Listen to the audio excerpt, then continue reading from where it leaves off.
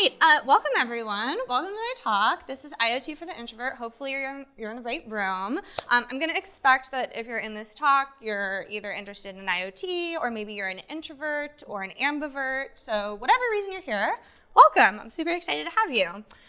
So a little bit about me before we get started. Who are you? Did I know you from Twitter? So here's some fun facts about me. I'm a cloud advocate at Microsoft. I build a lot of fun IoT things, and I teach them to other people. This is my little name badge here that you can come check out later that I built using the MS Make code.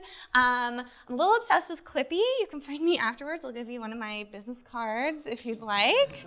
And I'm a former actress, which I'll get into in a moment. And this is my Twitter handle down here at the bottom. So if you want to tweet during this, you're more than welcome to. It doesn't bother me. Just get front row, flattering photos only. Like try to get like a good angle. Okay. Oh yes, there's Clippy. All right. So hi, I'm Chloe, and I'm an ambivert. Hi, Chloe. You guys can read. That is great.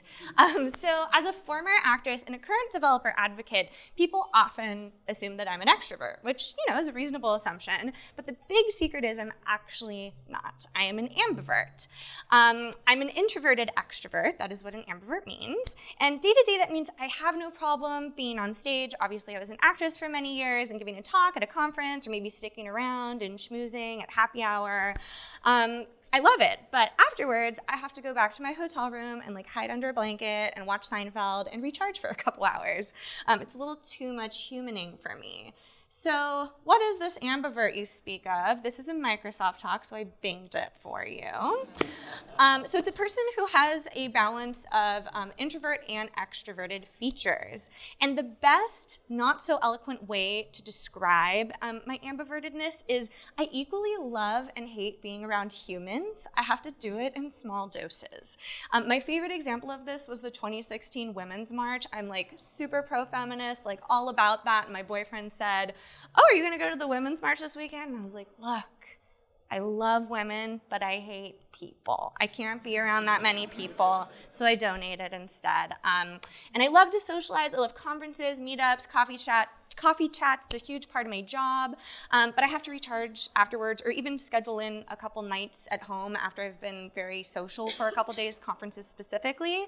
But, I'm very chatty at dinner, but I may opt out of the evening karaoke if it's at 10 p.m. because I'm kind of an old lady.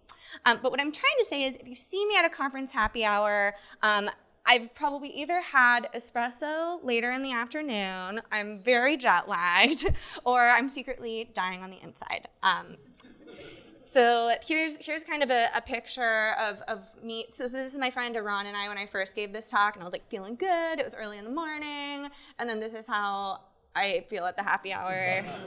It's just a lot for me. And remember, I have a theater degree. I'm very, very good at convincing people that I'm not internally screaming on the inside. I'm a woman in America, after all.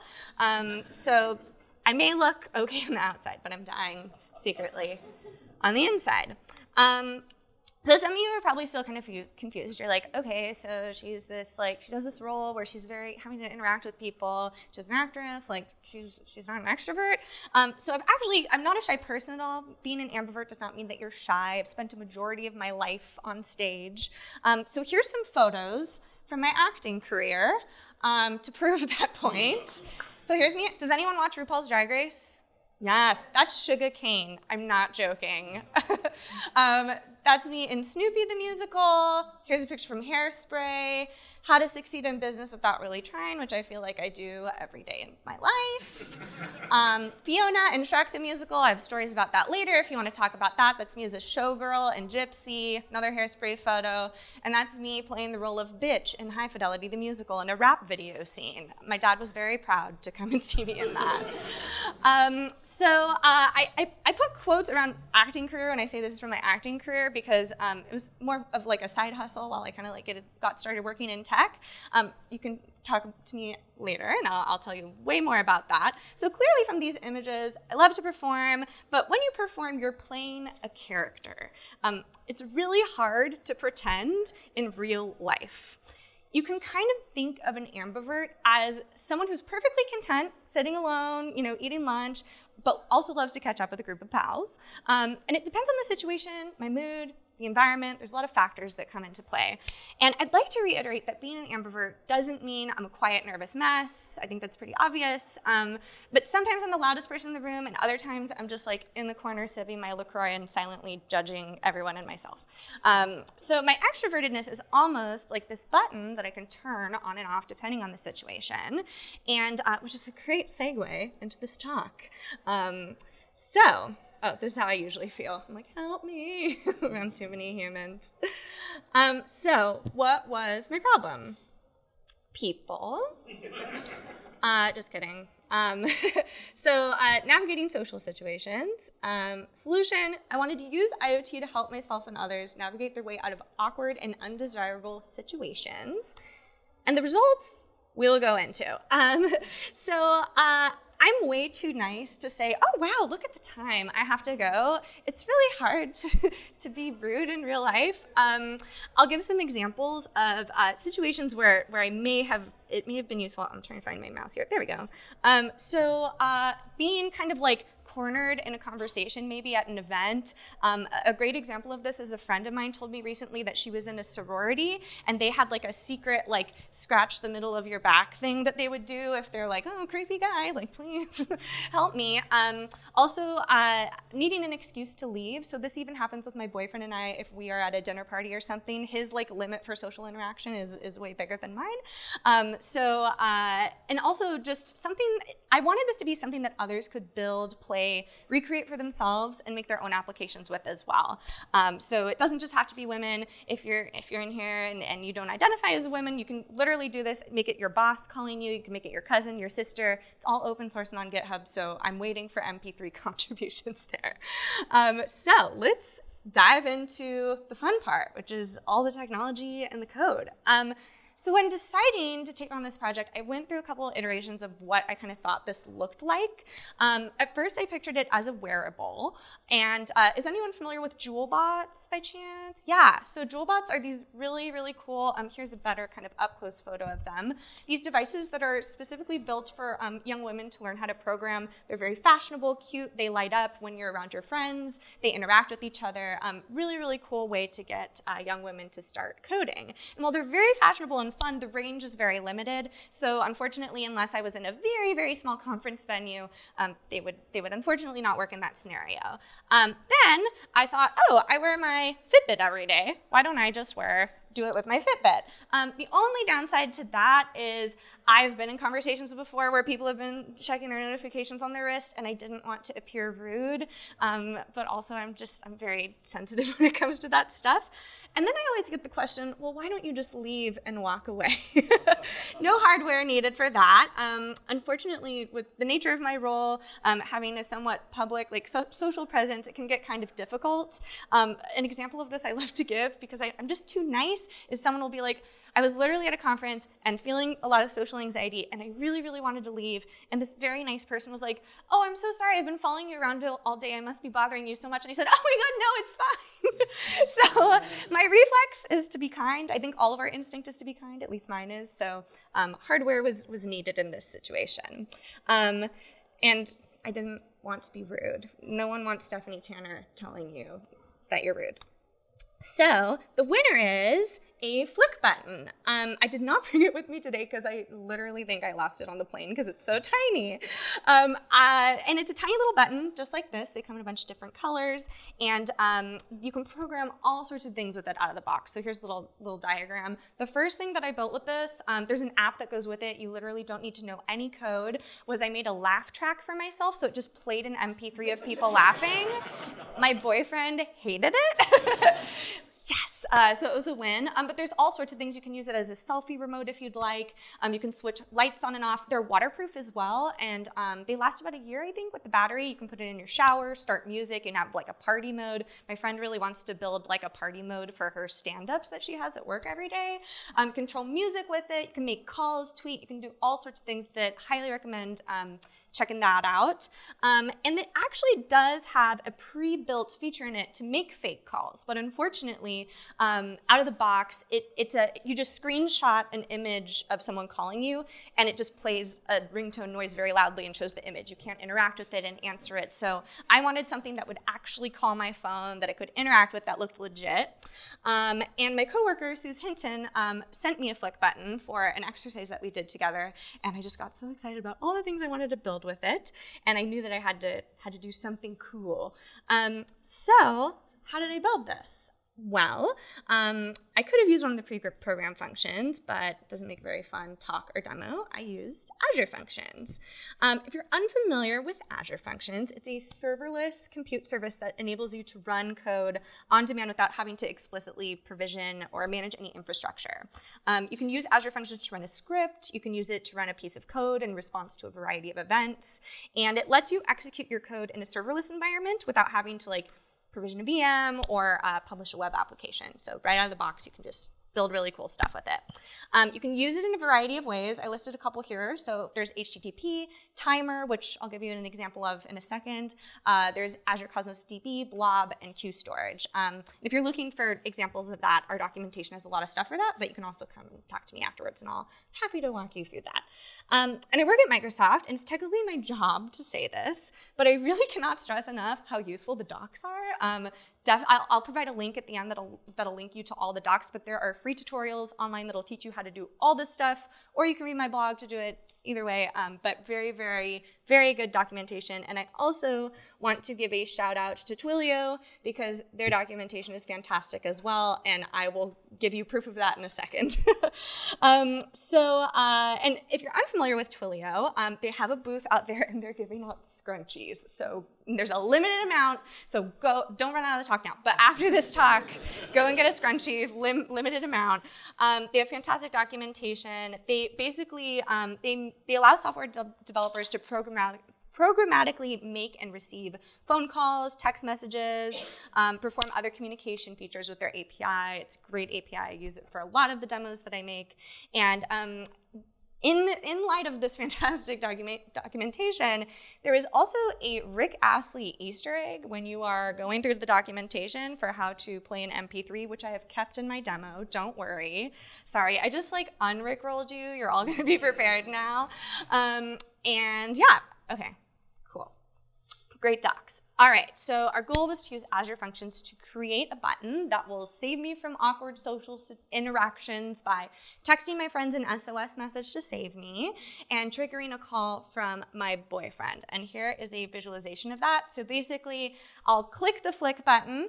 Also, you can click it once or click it twice or hold it. It has 3 different commands that you can set it up with.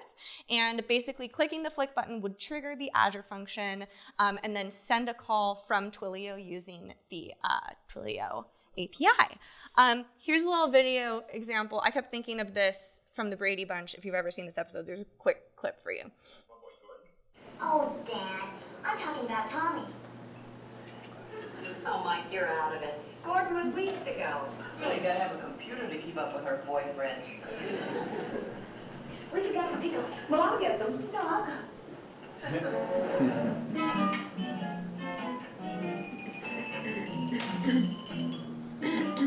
Operator, we're having trouble with our phone.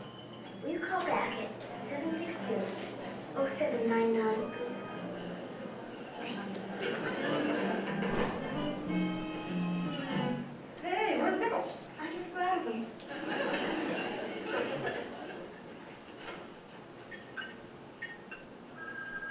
I'll get it.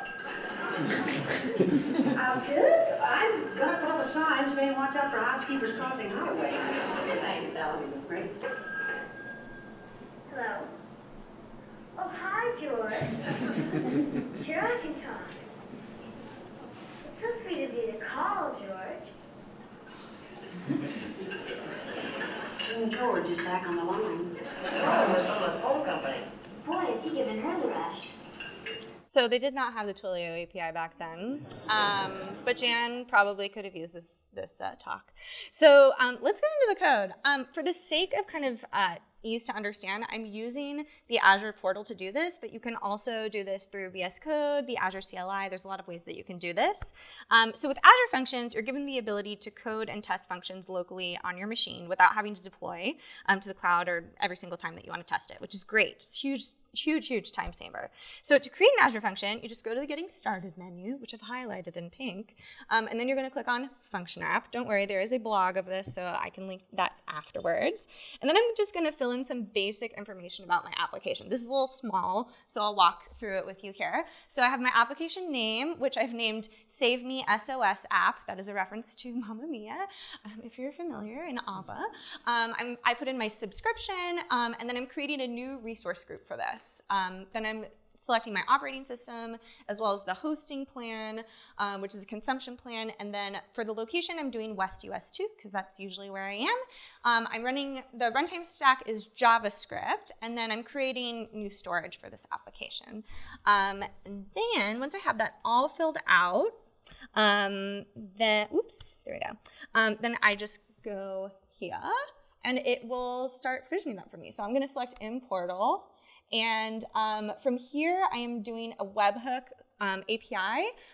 Basically, what this is going to do is it's going to produce this really handy-dandy URL for me. So right out of the box, when you create one of these, it's going to give you this sample code with this URL with, you can input your name, which will then, when you input your name, put Hello Glenn or whatever your name is right there. So right out of the box, it's working here. It's also putting into our logs that it's succeeded and that it's run. So you can just test that right out of the box. Super helpful, so that way you can kind of get your feet wet with it.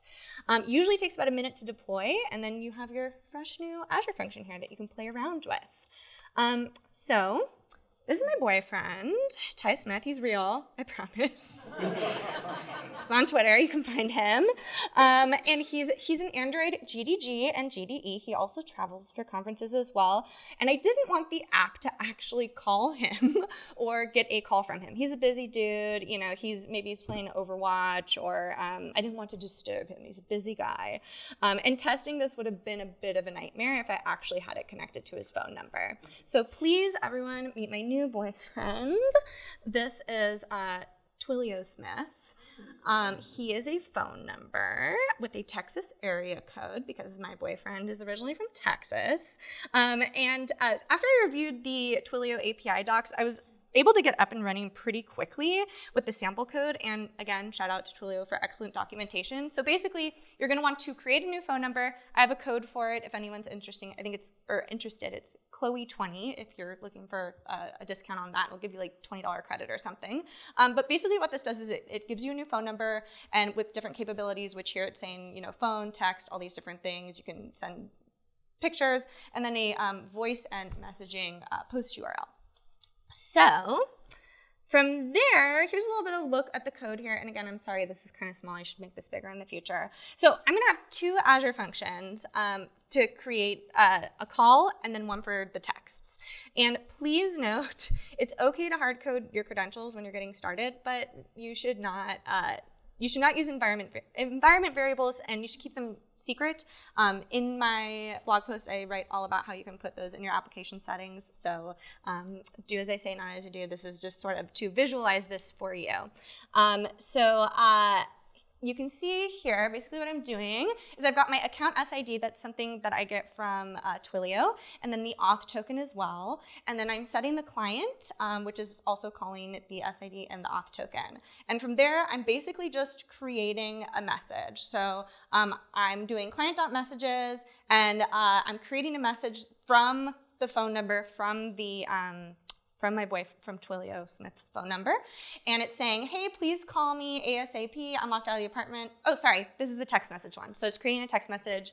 It's putting the body of the text, which is, hey, please call me ASAP. I'm locked out of the apartment. Sending it to my number. Again, that is something that you would put in your application settings. And then it's logging that the message sent. So you'll probably notice that this sends a message to me. That's for the sake of testing. I will tell you a little story real quick. My PM, Vanessa, was sitting next to me when I originally built this, and I said, hey, can I try this with your phone number? Because I've just been doing it with mine. I want to do a sanity check. Then I got distracted, and a couple days went by, and she was in New York, and I kept testing it going, why isn't this working? Like, why isn't my phone? And then Vanessa was in a Broadway show. She was seeing Sleep No More, and they don't let you have your phone in that. And when she got out, she had like 100 text messages from me that said SOS Trash Panda Alert, because we were just testing it. So don't do that. Don't hard code them in there. Make sure you switch it out when you're testing them. So here's a little bit of a better look at that code. I should have just done it here. That was just a look at the portal. So yeah, you can see here, and I was the good girl, and I put all my environment variables in there. So basically I'm saying there's the body of the text message, who I'm sending it to, who it's coming from, and then I'm logging that the text successfully sent. So here we go. And then similarly, for the phone call, very, very similar code, except for this time we are doing a call instead of a message. And you'll notice something a little different here. This has a TWIML URL. What could that be? I will tell you. So it's pretty similar. I wanted my fake boyfriend to say something other than just like kind of a robotic voice. You can program with Twilio to just do that. But you can also do an MP3 as well. TWIML is Twilio's markdown language. And as I mentioned earlier, one of the reasons I decided to use them is to have a real call come in on my phone. So yeah, it's pretty great. So this is saying, hey girl, call me. It is I, your boyfriend. Please call me as soon as you can. It is very urgent. And then this is just a link to an MP3, a mystery MP3 that we all know is Rick Astley's Never Gonna Give You Up, that I just kept in there. And you can take a look at Microsoft's documentation on how to use Twilio and voice SMS and everything like that, and how you hook it up to Azure. But if you have any questions, you can always come and see me. So this is what the actual Flick application looks like that you install on your phone. I always get this question, so I'll say it now. You do have to be you do need to be near your phone, which in this case is useful. You can also buy a Flick hub, so you're just connected on any sort of Wi-Fi. I usually don't do a live demo because conference Wi-Fi, but there's video, don't worry. So for the click, I've set it that it goes to this URL, and for the double click, it's going to this URL. So the click, I believe, is the text message, and the double click is the phone call. And then I could also set one for a hold message, so if I wanted a whole other phone call or text, I could do that as well, or maybe like a or something, like help. And last but certainly not least, we need to add our fake boyfriend to your contacts. Otherwise, it'll just be a blank number. So you gotta make it believable. I put emojis in front of mine so I'd know it's not actually my boyfriend. Now that I give this talk, when my boyfriend does call me or I need to leave, people are like, sure. And I'm like, no emojis, I promise. Yeah, and as I mentioned before, I wanted one of the functions to text other people, but I can't really demonstrate that well. So my fake boyfriend is going to be texting me in this situation. So here's a video of it in action. Play.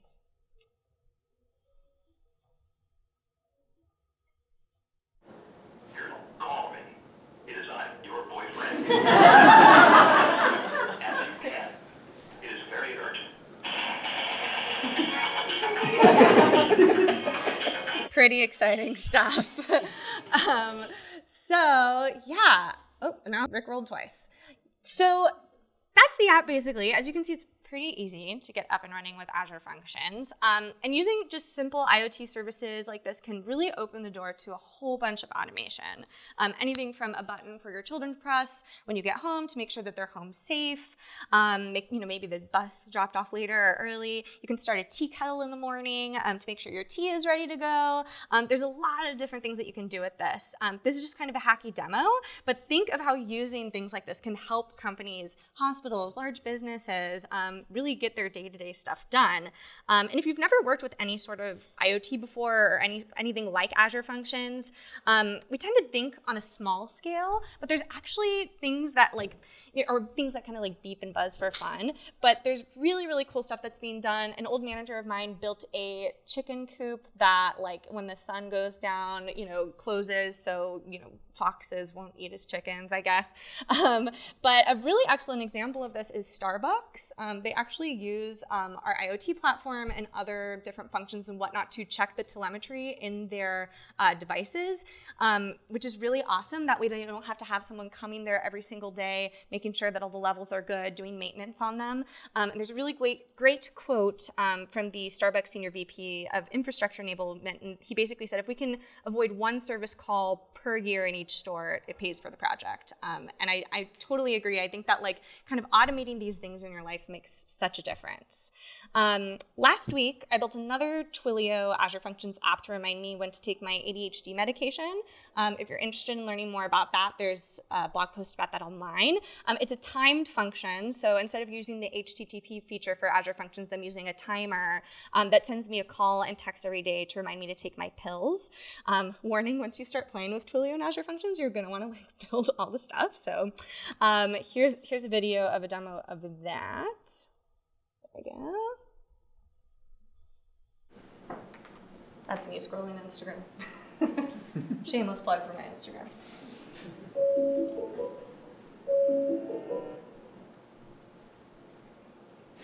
Did you take your pill? Take your pill now. Wait for it.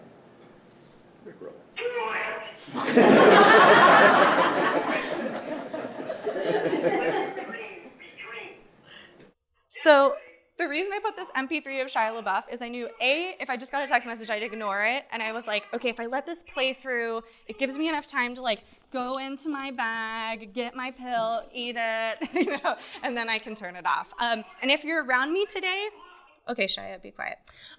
If you're around me today around 3, this will happen. Like, it will call me, so you can see it in action. Try to find me at 2 or 3. So what is next for this project? I would love to add a couple more features. The repo is open and available on GitHub. You're more than welcome to contribute, add different things that you'd like. Here's a couple suggestions I've gotten on Twitter. Someone wanted to make a fake PagerDuty alert. So they'd be like, this is work, like things are on fire, I have to go. I've gotten several, I have several MP3s in the repo that I've recorded myself, which are like your boss, your sister, your aunt, your cousin. So it doesn't have to be your boyfriend. If you'd like to contribute an MP3 and you're looking for a very simple contribution on GitHub, go for it. And I would also love to build my own, you know, fake robot pal that would save me from these situations, but I'm not quite there yet. But maybe talk to me next year and I'll have built that. So that's pretty much it. I think I may have a little bit of time for questions. Just a couple resources first. So that link right there will bring you straight to the documentation that'll tell you, it has all these 5-minute quick starts that are really, really great. They're free too. Highly recommend just doing them. It's a great skill set to add to know how to do these things. This one's the execute an Azure function with triggers. It literally takes like an hour and 23 minutes to complete, and it walks you through all the different, like, it's basically a module, so it has a bunch of different lessons in it you can do. And Twilio Quest is so great. I just started doing this on the plane the other day. It's all 8-bit and fun and story-driven, and it just teaches you how to use Twilio, and I love it. It's the best. I love interactive stuff like that. And yeah, definitely check out all of the documentation on there. And I think, oh, that is it. Do I have any questions from anyone? Anything about the app or, you know, using Azure functions or RuPaul's Drag Race or anything like that? Happy to answer. Otherwise, you can find me after. Once, twice. Okay. We got a quiet group. That's totally cool. I will be around. I'll play some Britney Spears to kind of like walk us out here. And even if you just want to get started on this during the conference, like maybe tonight, and then you run into any issues tomorrow, come and find me, and I'm happy to walk you through it. Thanks, everyone.